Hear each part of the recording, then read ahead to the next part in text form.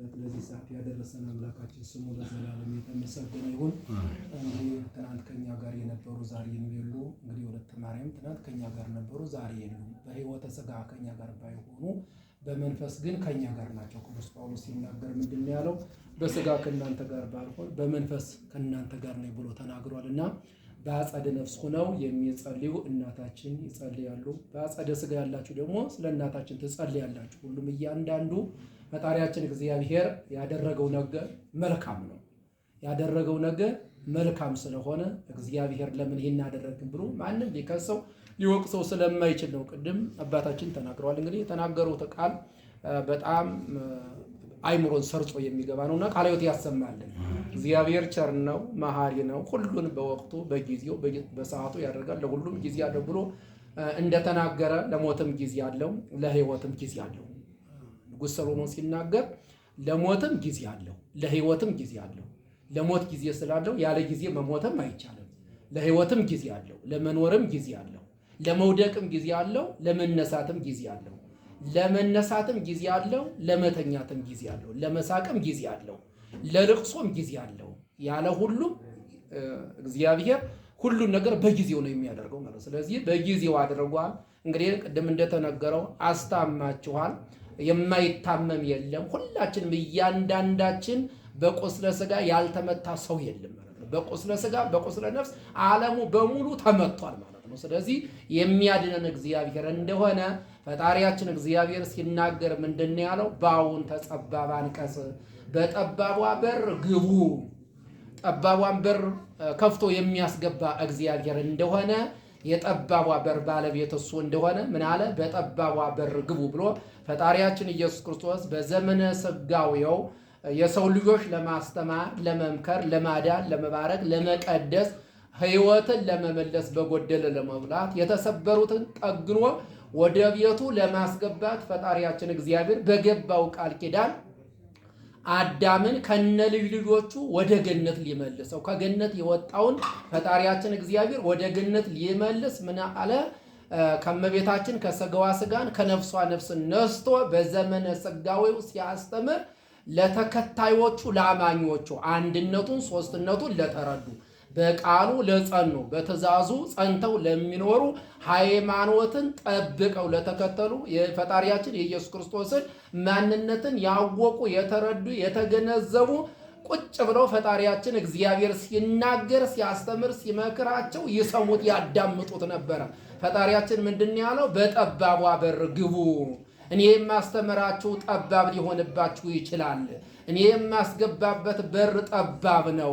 ሰፊ በር አለ፣ ጠባብ በር አለ። እኔ ግን ወደ ጠባቧ በር እንድትገቡ እዳርጋችኋለሁ። ወደ ጠባቧ በር እንድትመጡ እመራችኋለሁ። ሰፊዋ በር ለእናንተ አይደለችም። ሰፊ በር አለ፣ ጠባብ በር አለ። የሰፊው በር ባለቤት ዲያብሎስ ነው። የጠባቧ በር ባለቤት እኔ ነኝ ብሎ ፈጣሪያችን ኢየሱስ ክርስቶስ የጌታችን የመድኃኒታችን ኢየሱስ ክርስቶስ ቅዱስ ወንጌል ቅዱስ ማቴዎስ እንደጻፈ ምዕራፍ 7 ቁጥር 13 ላይ ተመዝግቦ እናገኘዋለን። ይህ ቃል ሕያው ነው፣ መድኃኒት የሚሆን የሰው ልጆች የሚያጽናና የሚያረጋጋ፣ በሕይወተ ሥጋ ያሉትን የሚጠግን፣ የሞቱትንም ወዴት መግባት እንዳለባቸው የሚያመለክት መስታወት ነው። የሰው ልጆች በመስታወት ፊታቸውን እንደሚመለከቱት ይህች ጠባብ በር የተባለች ምንድናት ብለው የሰው ልጆችም ጥያቄ ሊሆንባቸው ይገባቸዋል ማለት ነው። ምንድነው? ግልጽ ስላልሆነላቸው። ስለዚህ ፈጣሪያችን ኢየሱስ ክርስቶስ ሲናገር ምንድን ያለው? በጠባቧ በር ያለ የመጀመሪያ ጠባብ በር የተባለ ምንድነው ሲባል ሃይማኖት ነው። አንድነቱን ሦስትነቱን የምናውቅበት ፈጣሪያችን እግዚአብሔርን የምናውቅበት ሕልውና እግዚአብሔርን የምናውቅበት ጠባብ በር የተባለ ሃይማኖት ነው ማለት ነው። ርትዕት ሃይማኖት ኦርቶዶክስ ተዋሕዶ ሃይማኖት ጠባብ በር ትባላለች ማለት ነው። ሰፊ በር የተባለው ደግሞ ክህደት ነው። ፈጣሪያችንን የማያውቁ ለፈጣሪያቸው የማይገዙ ሕገ እግዚአብሔርን የማይጠብቁ በሕገ እግዚአብሔር ጸንተው የማይኖሩ ሃይማኖታቸውን የማይረዱ የማይገነዘቡ በሰፊው በር እንደሚገቡ ፈጣሪያችን ኢየሱስ ክርስቶስ በምሳሌ አስተምሯቸዋል። የሰው ልጆች ይህን ቃል አንበው ተርጉመው አመስጥረው በአይምሯቸው ሰርጾ እንዲኖር ፈጣሪያችን እግዚአብሔር ሲያስተምር ሐዋርያት እየተሰበሰቡ ፈክር ለነ ተርጉምልን፣ ምሳሌውን ተርጉምልን፣ ይገባን አልቻለም። ይህንን ነገር ተርጉመህ አመስጠረ ማስረዳት ያለብህ አንተነ፣ ሊገባን ስላልቻለ ተርጉምልን እያሉ ሐዋርያት ይጠይቁት ነበረ። ሐዋርያት 3 ዓመት ሙሉ ሲማሩ ነበር። አንድ ቀን እንኳ ፍራፊ ሰዓት እንኳ ሰዓታቸውን በአግባቡ እንዲጠቀሙ ፈጣሪያችን ኢየሱስ ክርስቶስ የሰዓት ባለቤት ነው፣ የጊዜ ባለቤት ነው። በሰዓት ነው የሚጠቅማቸው፣ የሚረዳቸው፣ የሚንከባከባቸው፣ ቃሉን የሚያስተምራቸው በሰዓት ነው። ምግብ ሲያምራቸው የሚመግባቸውን በሰዓት ነው። ውሃም ሲያምራቸው በሰዓቱ ነው የሚያጠጣቸው። ፈጣሪያችን እግዚአብሔር የትሕትና ባለቤት፣ የፍቅር ባለቤት፣ የቅድስና የንጽሕና ባለቤት፣ የሞቱትን የሚያስነሳ፣ የቆሰሉትን ቁስላቸውን የሚያደርቅ፣ የታመሙትን የሚፈጉስ፣ አልጫውን ዓለም ለማጣፈጥ የመጣ፣ የወደቀውን ዓለም ለማንሳት፣ የራቀውን ዓለም ለማቅረብ የመጣ ፈጣሪያችን ኢየሱስ ክርስቶስ በጠባቧ ሃይማኖት በር ግቡ ብሎ ፈጣሪያችን ስለ ሃይማኖት አስተምሯቸዋል። ሃይማኖታቸውን ያወቁ ሐዋርያት ኑ ተከተሉ ተብለው በተጠሩት ጊዜ ነው። ጥሪውን አክብረው ተከተሉት። ፈጣሪያችን እግዚአብሔርን ሲከተሉ ሃይማኖታቸውን አወቁ። ሃይማኖታቸውን ያወቁት በምንድን ነው ሲባል ከፈጣሪያቸው ከእግዚአብሔር ጋር ቁጭ ብለው ይማሩ ነበረ። ከስሩ ቁጭ ብለው የእግዚአብሔርን ቃል ይማራሉ። ይተነትንላቸዋል፣ ያመሰጥርላቸዋል፣ ያራቅቃላቸዋል። ልጆቼ ወዳጆቼ ከክፉ ነገር ውጡ፣ ክፉ ነገር ለእናንተ አይደለም። በዚህ ምድር የምትኖሩት ለጊዜው ነው። ለኩንትራቱ ጊዜ እንዳትጨነቁ፣ መጨነቅ የለባችሁም። ጠባቧ በር ታስገባችኋለች። ሃይማኖት ናት። እኔን የምታውቁበት፣ አንድነቴን ሶስትነቴን የምታውቁበት፣ እናቴ ድንግል ማርያምን የምታውቁባት፣ ቤተ ክርስቲያንን የምታውቁባት፣ ገነትን የምታውቁባት፣ መንግሥተ ሰማያትን የምታውቁባት ሃይማኖትን ላስተምራችሁ እያለ ፈጣሪያችን ኢየሱስ ክርስቶስ ይነግራቸው ነበረ። የጌታችን የመድኃኒታችን ኢየሱስ ክርስቶስ ቅዱስ ወንጌል ቅዱስ ማቴዎስ እንደጻፈ ምዕራፍ 17 የቅዱስ ሉቃስ ወንጌል ምዕራፍ 17 ስለ ሃይማኖት ተናግሯል። የቅዱስ ማቴዎስ ወንጌል ምዕራፍ 17 ላይ ፈጣሪያችን ትንሽ የሰናፍጭ ቅንጣት ታህል እምነት ቢኖራችሁ ይህን ተራራ ከዚህ ወደዚያ ተፈንቅለህ ሂድ ብትሉት ይሄድላችኋል ብሎ ፈጣሪያችን ኢየሱስ ክርስቶስ ተራራን በሃይማኖት መፈንቀል እንደሚቻል፣ ባህሩን መሻገር እንደሚቻል፣ እሳቱ በሃይማኖት መጥፋት እንደሚችል ፈጣሪያችን ኢየሱስ ክርስቶስ ተናግሯል ማለት ነው። ሾላውም ተነቅሎ እንደሚሄድ ፈጣሪያችን ኢየሱስ ክርስቶስ ሃይማኖት ቢኖራቸው፣ የሰናፍጭ ቅንጣት ሃይማኖት ቢኖራቸው ሁሉን ነገር ማድረግ ትችላላችሁ፣ መሻገር ትችላላችሁ። ማዕበሉን ወጀቡን መሻገር ትችላላችሁ። ለኩንትራቱ ጊዜ ነው፣ ትሞታላችሁ። ቅዱስ ጳውሎስ እንደተናገረ ብንሞትም ለእግዚአብሔር ነን፣ ብንኖርም ለእግዚአብሔር ነን ብሎ እንደተናገረ በሕይወት ብትኖሩም ለእኔ ናችሁ አለ ፈጣሪያችን። ከሞታችሁም በኋላ ለኔ ናቸው፣ በአጸደ ነፍስም ለኔ ናቸው፣ በአጸደ ስጋም ለኔ ናቸው። በጠባቧ በር ግቡ ብሎ ፈጣሪያችን ኢየሱስ ክርስቶስ ተናግሯል ማለት ነው። የመጀመሪያዋ ጠባብ በር የተባለች ሃይማኖት ናት። ሁለተኛ ጠባብ በር የተባለች እውነት ናት። እውነት ማን ስለሆነ?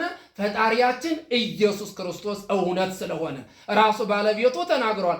አነ ውእቱ ፍኖተ ጽድቅ ወሕይወት፣ እኔ ሕይወትም መንገድም ነኝ ብሎ ፈጣሪያችን ኢየሱስ ክርስቶስ የጌታችን የመድኃኒታችን ኢየሱስ ክርስቶስ ቅዱስ ወንጌል ቅዱስ ዮሐንስ እንደጻፈ ምዕራፍ 14 ቁጥር 6 ላይ ተመዝግቦ እናገኘዋለን። እውነትም እሱ ነው፣ መንገድም እሱ ነው። እሱ እውነት ሆኖ የሰው ልጆች እውነተኞች እንዲሆኑ፣ እሱ መንገድ ሆኖ የሰው ልጆች መንገዶች እንደሚሆኑ ፈጣሪያችን ኢየሱስ ክርስቶስ ለቅዱሳን ሐዋርያት አመልክቷቸዋል። እኔ እውነት ነኝ፣ እናንተም እውነተኞች ሁኑ ብሎ ፈጣሪያችን ለቅዱሳን ሐዋርያት አስተማራቸው፣ መከራቸው፣ አጽናናቸው፣ አረጋጋቸው። በእውነት በር የምትገቡ እናንተ ስታምኑ ነው። አንድነቴን ሶስትነቴን ስትረዱ ነው። ማንነቴን ስትገነዘቡ ነው። ከድንግል ማርያም ከስጋዋ ስጋን ከነፍሷ ነፍስ ነስቼ ሰው ሆንሁኝ። ቅድመ ዓለም የነበርሁኝ በማይከለ ዓለም የምኖር ዓለምን አሳልፌ የምኖር አልፋና ኦሜጋ ተብሎ የተመሰከረልኝ የመጀመሪያውም የመጨረሻውም የማይታወቅ የማይታወቅ ዘመን የማይቆጠርልኝ ዘመን የተቆጠረልኝ ቅድመ ዓለም የነበርሁኝ የድንግል ማርያምን ሥጋ የፈጠርሁትን ሥጋ የተዋድሁኝ አምላካችሁ ፈጣሪያችሁ እግዚአብሔር ነኝ፣ በእኔ እመኑ በባህሪ አባቴም እመኑ ብሎ ክርስቶስ ተናግሯል። ጠባብ በር እውነት እሱ ኢየሱስ ክርስቶስ ነው። በሱ የገባ አይወድቅም። ምን ብሎ ተናግሯል? ለዘመጻሐቤ ይሰድዶ ወያወጽኦ፣ ወደ እኔ የመጣውን ከቶ ወደ ውጭ አላወጣውም ብሎ ፈጣሪያችን ኢየሱስ ክርስቶስ የጌታችን የመድኃኒታችን ኢየሱስ ክርስቶስ ቅዱስ ወንጌል ቅዱስ ዮሐንስ እንደጻፈ ምዕራፍ 6 ቁጥር 35 ላይ ተመዝግቦ እናገኘዋለን። ወደ እኔ የመጣውን ከቶ ወደ ውጭ አላወጣውም ብሏል። በጠባቡ በር የመጣው አይወጣም፣ በሰፊው በር የገባው ግን ይወጣል አለ። ሰፊ በር ክህደት ስለሆነ፣ ሰፊ በር ኃጢአት፣ ክፋት፣ ተንኮል፣ ቂም፣ በቀል፣ ውሸት፣ አለመረዳዳት፣ አለመመካከር፣ አለመጉያየት፣ አስመሳይነት የበዛበት ያ ሰፊ በር ይባላል። እውነትን ይዘው የሄዱ ግን በጠባቧ በር በሃይማኖት ጸንተው ይኖራሉ፣ በእውነት ጸንተው ይኖራሉ፣ እግዚአብሔርን ያገለግላሉ፣ ለሕጉ ይገዛሉ፣ በሕጉ ጸንተው ይኖራሉ፣ እግዚአብሔርን ይወዳሉ፣ እግዚአብሔር የፈጠራቸውን ፍጥረቶችን ሁሉ ምን ይላሉ? ያከብራሉ። የሰው ፍቅር የገባቸው ሰዎች ይሆናሉ። ሃይማኖታቸውን ይጠብቃሉ። ሃይማኖትን ከስነ ምግባር ጋር አንድ አድርገው ይዘው ይኖራሉ።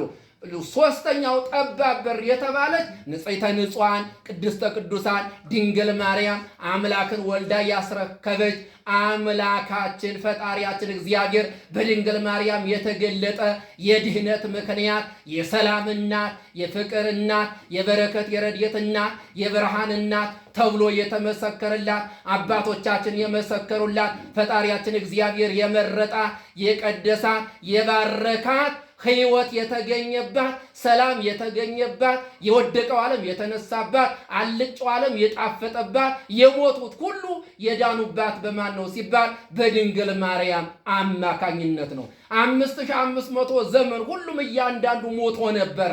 በኃጢአት በበደል የሞተውን ትውልድ በድንግል ማርያም ያዳነ ፈጣሪያችን ኢየሱስ ክርስቶስ ስለሆነ ጠባብ በር ተብላ ትነገራለች። ጠባብ በር የተባለች ድንግል ማርያም ቃል ኪዳኗ ምልጃዋ በድንግል ማርያም ቃል ኪዳንና ምልጃ የማያምኑ የማይረዱ ግንዛቤ የሌላቸው ዕውቀት የሌላቸው በድንቁርና የተሸፈኑ ፈሪሃ እግዚአብሔር የሌላቸው እናቱን ድንግል ማርያምን የማያከብሩ ፈጣሪያችን እግዚአብሔር ግን እናከብራለን የሚሉ ውሸት የሚናገሩ የውሸትን ስራ የሚሰሩ ብዙ ሰዎች ሊኖሩ ይችላሉ።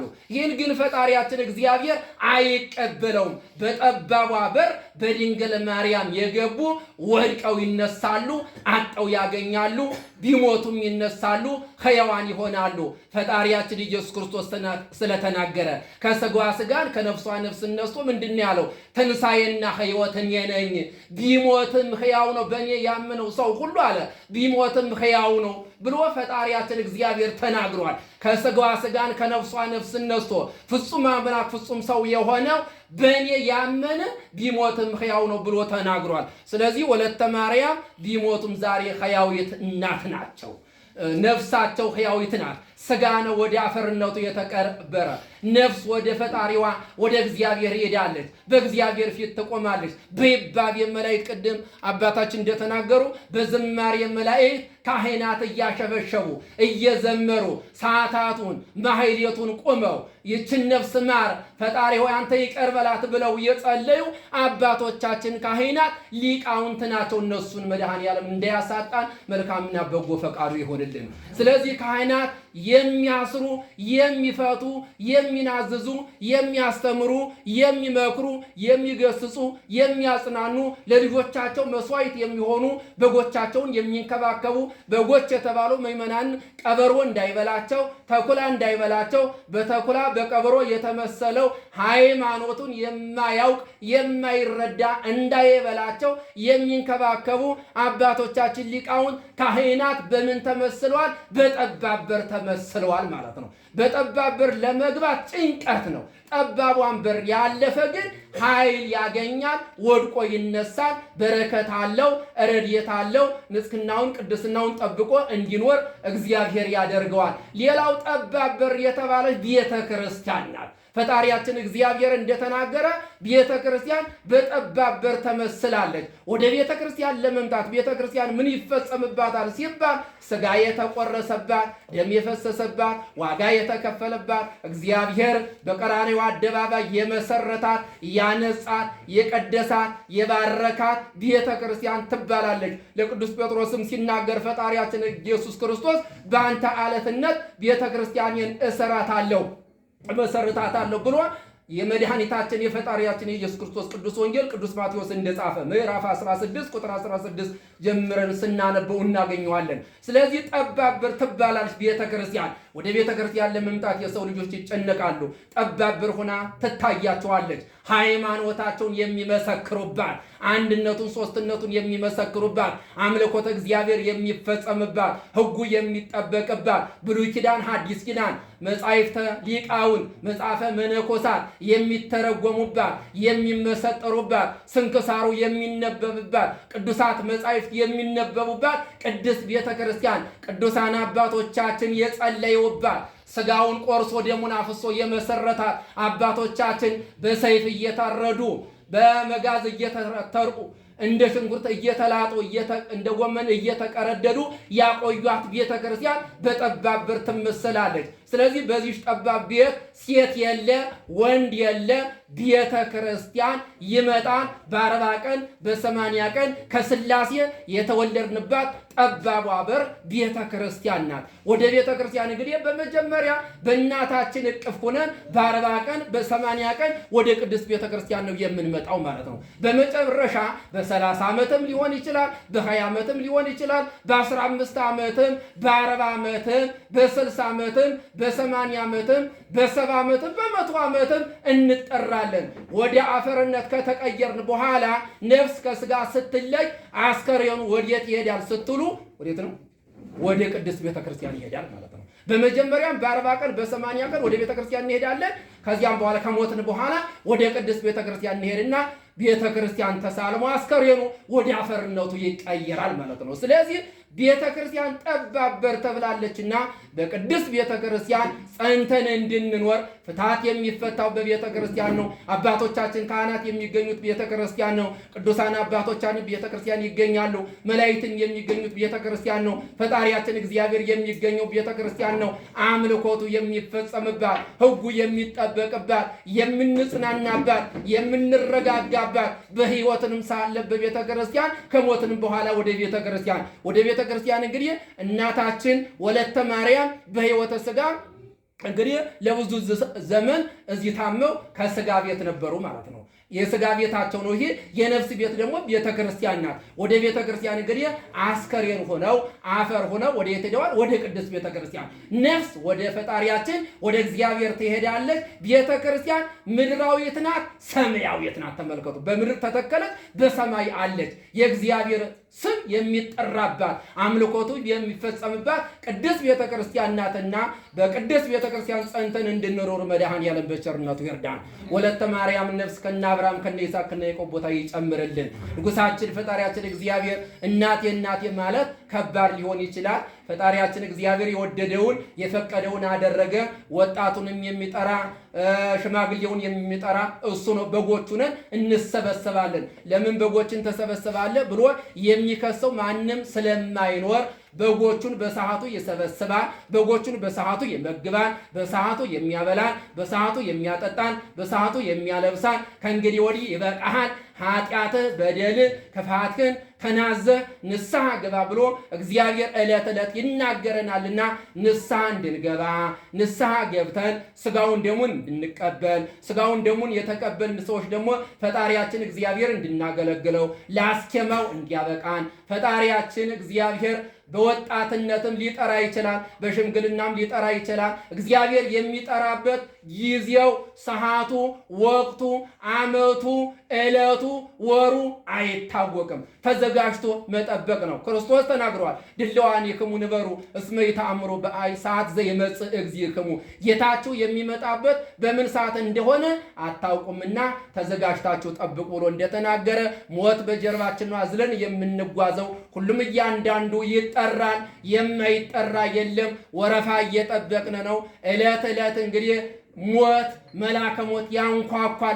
በሩን እያንኳኳ የኛ በር እስከሚከፈት ድረስ ነው የምንጠብቀው እንጂ ዛሬ በሩ የማይንኳኳበት መልአከ ሞት የማይመጣበት ሀብታም የለ፣ ድሃ የለ፣ ባለስልጣን የለ፣ ስልጣን የሌለው የለ። ሁሉም እያንዳንዱ የታመመውም ያልታመመውም ሞት ይመጣል። ያ ሞት ሲመጣ ወደ ቤት አትገባም ብሎ መከልከል አይቻልም። ለንስሐ ሞት አብቃኝ ነው።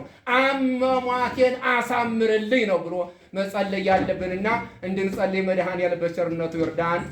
ሕይወታችን እግዚአብሔር ያስተካክልልን። ያዘናችሁትን እግዚአብሔር ያጽናናችሁ።